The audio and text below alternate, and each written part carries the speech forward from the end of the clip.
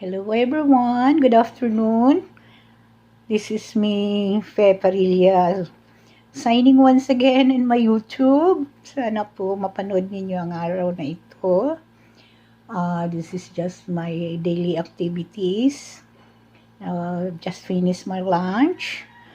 So, nandito ako ngayon sa aking room. Parang makapagpahinga. Medyo mabigat na ang aking katawan. Because this is the second day of my chemo since yesterday. So, medyo may naramdaman na akong talab-talab ng gamot ng konti. So, hindi na ako pwedeng masakit na ang aking likod para maglakad-lakad sa labas. So, siguro mag-try lang akong mag-vlog sa inyo kung paano ko na-acquired ang aking sakit na ito, na para siyang kabuting dumapo lang sa aking katawan. I can compare, pwede ko siyang compare yung dalawa kong naranasang cancer, breast cancer, at saka bone cancer. Yun lang naman ang purpose ko kung bakit ako nagbablog. Just to let other people na may mga kagaya kung may sakit, kung sila'y gustong manood. Everyday, ibibigay ko sa kanila kung paano ko tinatakil lahat na ito. At baka naman maramdaman din nila na nakarelate sila sa akin. Matanda na ako, wala na akong hindi ko na dapat nga itatago kung ano man ang meron ako ngayon. Just to relieve na ma-release ko din ang aking stress. Kasi bawal talaga may stress ang to make my day happy every day habang ako ay nabubuhay. This is my look ngayon. Talagang ito ang itsura ko. Hindi ko dapat tingnan. Kasi nasa room naman ako. Nasa kwarto ko ngayon. So, hindi ako magmamask. Nag-iisa lang ako. So, siguro maikikwento ko sa inyo ang buhay ko kung paano ko na-acquired ang aking sakit na ito. Siguro may purpose si Lord dahil pag-isip-isip ko kung pagalingin man ako.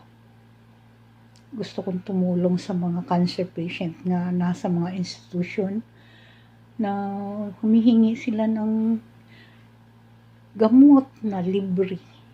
Dahil walang-wala sila.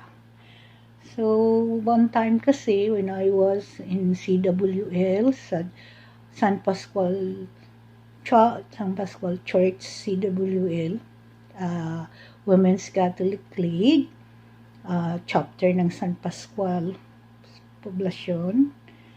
Ako ay isang naging officer doon. At may tinulungan kaming institution na cancer institution sa mga bata. Nakita ko sila once kami every December, nagbibigay kami ng konting contribution, tulong sa kanila. And that was before, siguro 10 years ago. Nahinto lang naman ako nung nagkasakit na ako Kaya medyo hindi na ako nakasama sa aming league. Naglaylo muna ako. So, everyday ibibigay ko sa inyo ang detalye kung paano. Maybe God give me this for the purpose. Kung bigyan pa ako ng pagkakataon, I try. Di lahat ng sa tao ay ibibigay ni Lord sa atin. Di lahat ng pagsubok ay ibibigay. So, I have to start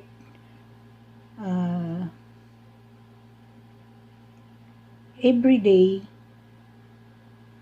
bibigay ko sa inyo ang comparison at kung on how I acquire this. Siguro puputol-putulin ko lang. Gusto kong tumaas kaya lang bawal lang masyadong mataas sa video. At first, nalaman ko nga ako ay isang cancer patient. That was 2018. I was 60 years old. That was December 25. My daughter lumapit sa akin, nagsabi sa akin, Mami, ang topic namin ngayon is all about breast cancer. Second proper med siya noon. So, sabi niya, Beth, let me try to check your breast. Sabi ko, sige, gawin mo. So, ginagawa niya. Sabi niya, Mami, ba't may bukol ka? Sabi niya, may naramdaman ka ba? Sabi ko, no, wala. Wala akong naramdaman. Sabi niya, no, may bukol ka. This is almost 5 centimeters. Sabi ko, oh? Anong sakit naramdaman mo? Sabi ko, wala. Hindi ka ba nahihina? Hindi ka ba nagano? Wala. Wala talaga. As in, wala. Sabi ko, baka yung bukol na yan ay sa operasyon ko. Sabi ko, because 25 years ago, 7 months old ang aking panganay. Nagdididi sa akin. Nagbara ang aking breast. Nagkaroon ako ng malaking sa aking didi. So, naoperahan ako, tinanggal yon. So, I think nakakuha sila ng 2.5 liters na gatas na bumara doon. So, akala ko lang, yun ay sa operasyon ko. Sabi niya, no, it's different. Punta tayo ng ospital kaagad, sabi ko. December 25, wala namang doktor, sabi niya. Siya, sige, sa 27. Madaling salita, pumunta kami sa doktor. Nagpa-check ako, nakapanila. Sabi ng doktor, operahan ako. Frozen operation. Kailangan matanggal yan. So, mag-clearance ka. So, everything's done. Ako, nagpa-clearance, lungs, CBC, dugo, ultrasound, gano'n na. So, everything is good. Everything is fine. So, schedule for operation, January 21, 2019. So, doon nag-umpisa ang aking, it's a long time.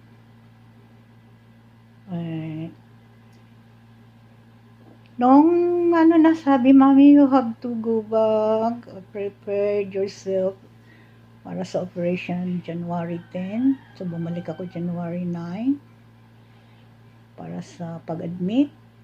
Unfortunately, hindi ako na-admit dahil 30 kaming naghintay ng room para sa admission. Daming pasyente. So, I said, I have to go home first. And then said, no, magano ka na lang muna. Reservation. So, sa reservation, ika-50 akong maghintay. So, it's a long day pa. Sabi ko, siya, uwi muna ako. So, the following day, sabi ko, 11. Try to consult another doctor. Total, all my results are okay. So, nagbalik ako sa St. Patrick, kung saan ako inoperahan noon. At nakita kong, sabi ng doktor, there is. So, kailangan mong magpa-mammogram. So, sa mammogram, kukunin muna natin yung, ipabiopsy muna natin before operation. Total, ang biopsy ay only maliit lang. Pwede kang outpatient. So, okay, pumayag ako. So, nang bumalik after, natanggap ko ang result ng mammogram at sa biopsy, it's really malignant. So, I cried a lot. I didn't ask God why, pero I said, another pagsubok sa buhay nga kaya kong tanggapin.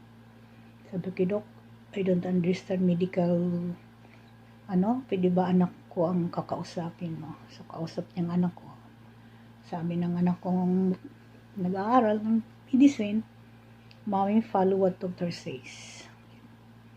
So, sabi ng doctor, preparation for operation, January 23, 2019.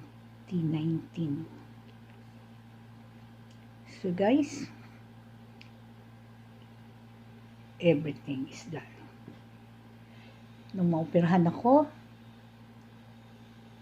nakakuha sila ng another 20 ka mga bukol. 22 ka mga bukol. At dalawa doon ay malignant. So, napakalaking hiwa from here to my kilikili. So, after a week, lumabas ako sa ospital. Recommended ako sa oncologist. So, the only oncologist in our place dito sa Batangas ay si Dr. Benbiahe. Sabi niya, whether gusto kang magpakonsulta sa kanya sa Medical City or dito sa St. Patrick. So, I said, dito na lang sa St. Patrick kasi dito ang record ko.